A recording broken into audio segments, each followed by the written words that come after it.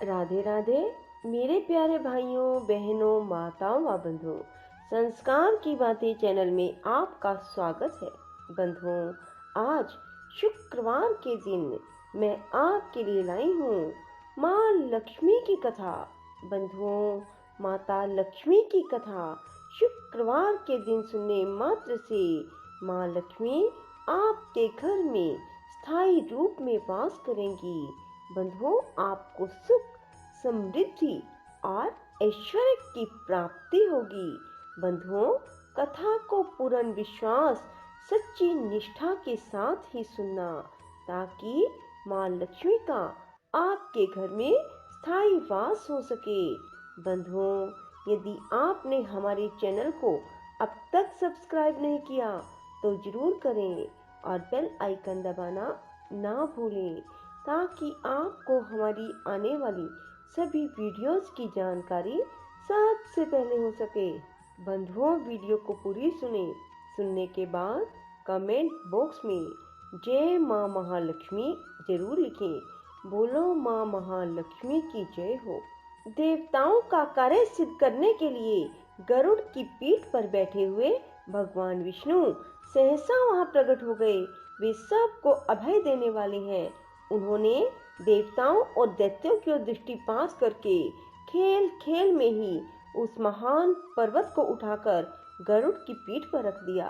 फिर वे देवताओं और दैत्यों को क्षीर समुद्र के उत्तर तट पर ले गए और पर्वत श्रेष्ठ मंदराचल को समुद्र में डालकर तुरंत वहां से चल दिए। तदंतर सब देवता दैत्यों को साथ लेकर वासुकी नाग के समीप गए और उनसे भी अपनी प्रार्थना स्वीकार कराई। इस प्रकार मंदराचल को मथानी और वासुकी नाग को रस्सी बनाकर देवताओं और दैत्यों ने क्षीर समुद्र का मंथन आरंभ किया। इतने में ही वह पर्वत समुद्र में डूबकर रसातल को जा पहुंचा। तब लक्ष्मीपति भगवान विष्णु ने कच्छप रूप धारण करके तत्काल ही मंदराचल को ऊपर उठा लिया। उस समय यह एक अद्भुत घटना हुई। जब देवता और दैत्यों ने मथानी को घुमाना आरंभ किया, तब वह पर्वत बिना गुरु के ज्ञान की भांति कोई सुदृढ़ आधार न होने के कारण इधर उधर डोलने लगा। यह देख परमात्मा भगवान विष्णु स्वयं ही मंदराचल के आधार बन गए और उन्होंने अपनी चारों भुजाओं से मथानी बने हुए उस पर्वत को भली भांति पकड़कर उसे सुखपूर्वक घुमाने योग्य बना दिया।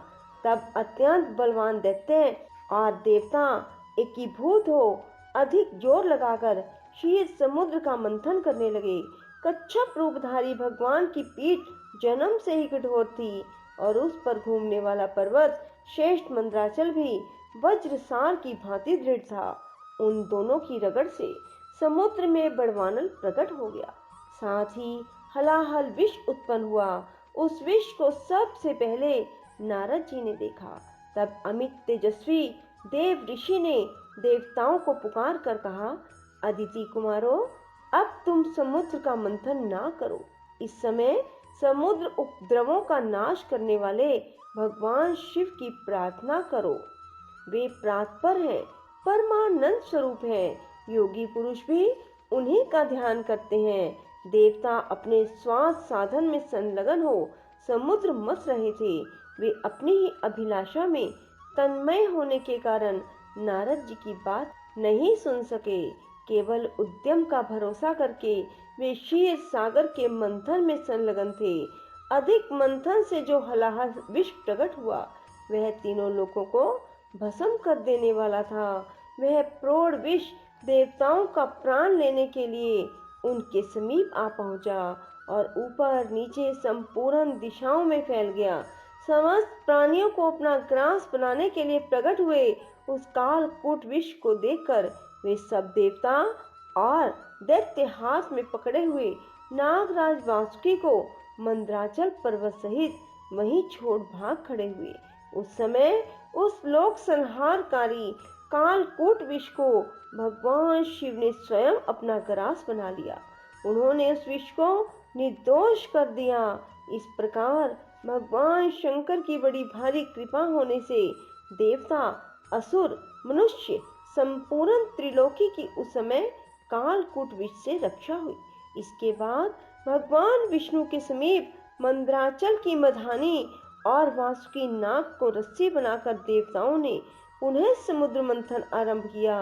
तब समुद्र से देव कार्य की सिद्धि के लिए अमृतमयी कलाओं से परिपूर्ण चंद्रदेव प्रकट हुए।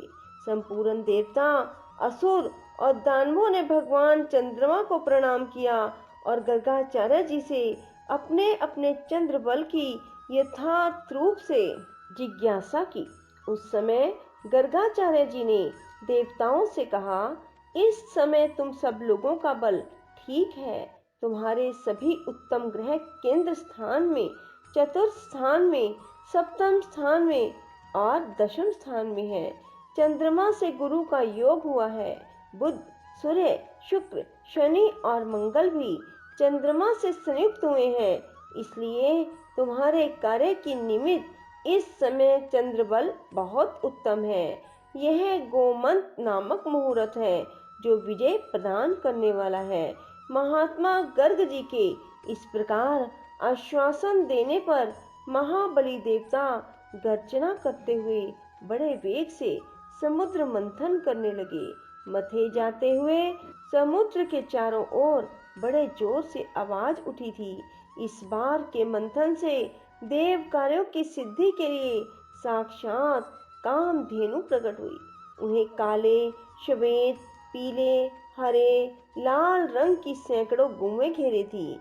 उस समय ऋषियों ने बड़े हर्ष में भरकर देवताओं और दैत्यों से कामधेनु के लिए याचना की और कहा, आप सब लोग मिलकर भिन्न भिन्न गोत्र वाले ब्राह्मणों को कामधेनु सहित इन संपूर्ण गौओं का दान अवश्य करें। ऋषियों के याचना करने पर देवताओं और दैत्यों ने भगवान शंकर की प्रसन्नता के लिए वे सब गौएं दान कर दी तथा यज्ञ कर्मों में भली भांति मन को लगाने वाले उन परम मंगल में महात्मा ऋषियों ने उन गौओं का दान स्वीकार किया।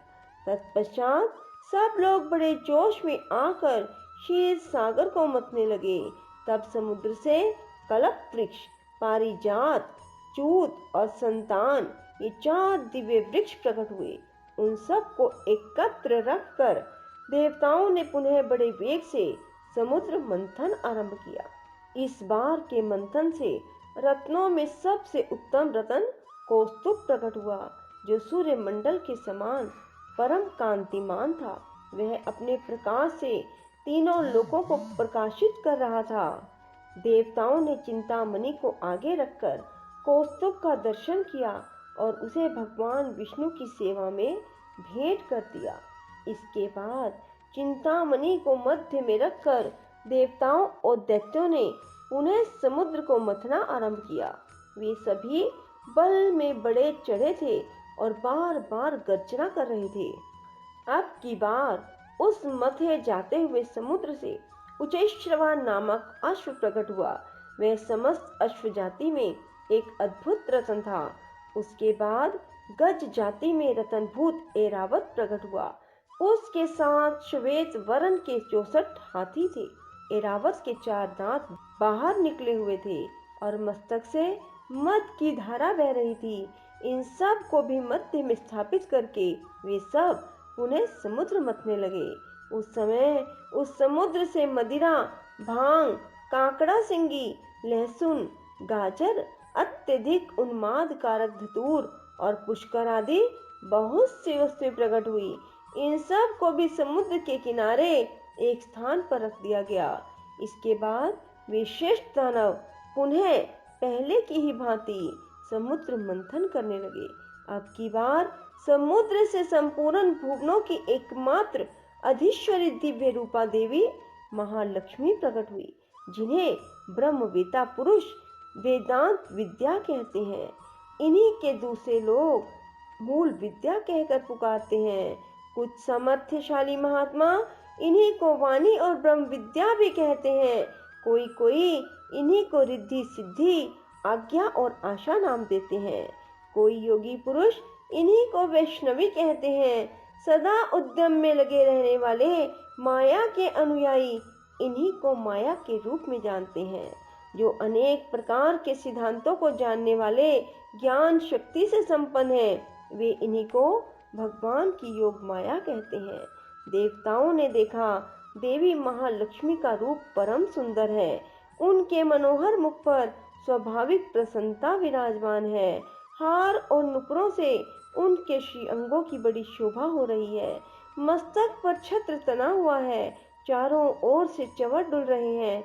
जैसे माता अपने पुत्रों की स्नेह और दुलार भरी दृष्टि से देखती है, उसी प्रकार सती महालक्ष्मी ने देवता, दानव, सिद्ध, चारण और नाग आदि संपूर्ण प्राणियों की ओर दृष्टिपात किया। माता महालक्ष्मी की कृपा दृष्टि पाकर संपूर्ण देवता उसी समय श्री संपन्न हो गए। वे तत्काल राज्य अधिकारी के शुभ लक्षणों से संपन्न दिखाई देने लगे। बोलो महालक्ष्मी माता की जय हो। राधे राधे। जय श्री कृष्णा। बंधुओं, यदि आपको हमारी वीडियो पसंद आए तो इसे लाइक करें और शेयर भी जरूर करें। धन्यवाद।